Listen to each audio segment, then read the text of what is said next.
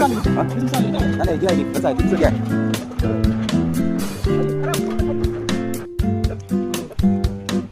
चला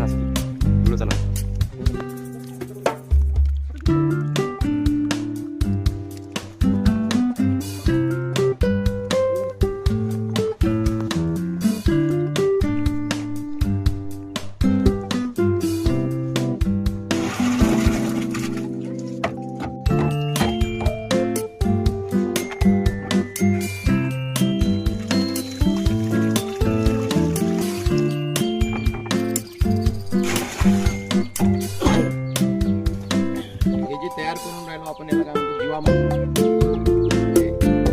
शेतीमध्ये त्यामध्ये आपण रासायनिक खर्च कमी करून जैविक वाढवतो आपण बायोडायनॅमिक किंवा वीज प्रक्रिया करताना आपण शेण आणि गोमूत्र वापरून करू शकतो. त्यानंतर पुढची स्टेप आहे आपली अमृत पाणी आपल्याला करता येते, जीवामृत करता येते, दशपर्णी करता येते.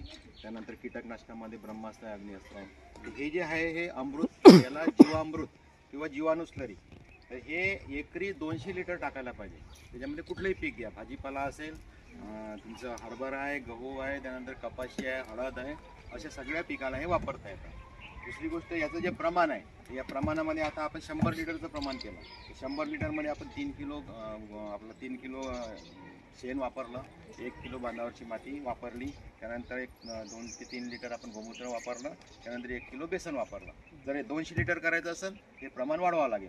म्हणजे त्याला 10 किलो शेण घ्यावं लागेल, 5 लिटर गोमूत्र घ्यायचं, त्यानंतर 2 किलो बेसन, 2 किलो गूळ आणि बांधावरची माती 1-2 किलो, 1.5 ते 2 किलो एवढं टाकायचं. त्यानंतर पूर्ण पाणी टाकायचं. आता हे 100 लिटर द्रावण झालं तर याच्यामध्ये याला 3 दिवस ढवळायचं, सकाळ संध्याकाळी जवळजवळ 4 ते 5-10 मिनिट कमीत कमी घड्याळाच्या काट्याप्रमाणे असं ढवळून काढायचं. त्यानंतर 3 दिवस म्हणजे 72 तास झाले की मग याला तिथून 7 दिवसापर्यंत जमिनीमध्ये टाकायचं. आपण पाणी सोडतो तर पाणी सोडतो तेव्हा जेव्हा त्याचं पाणी देत असताना त्याच्यावर एक एक डब्बा थोड्या थोड्या अंतराने टाकत राहायचं. हां, जेव्हा तुम्ही असं जमिनीला पाणी देतो ना, ओपन पाणी म्हणतो आपण, त्यावेळेस तिथं ड्रम ठेवला हे तुम्ही तसं म्हणजे असं टाकणं नाही जात, 7 दिवसाच्या आत टाकून द्यायचं. म्हणजे याच्यामध्ये जे जीवाणू तयार होतात ते जीवाणू पूर्णपणे ॲक्टिव्ह राहतात तिथून 7 दिवसापर्यंत.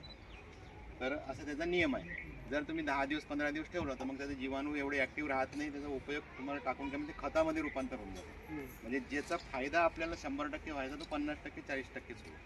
तर हे टाकल्यामुळे काय होतं, तुमच्या जमिनीमध्ये तुम्ही जे शेणखत वापरता किंवा रासायनिक खत वगैरे वापरता याचं डिकम्पोजिशन करायचं याचे जीवाणू करतात.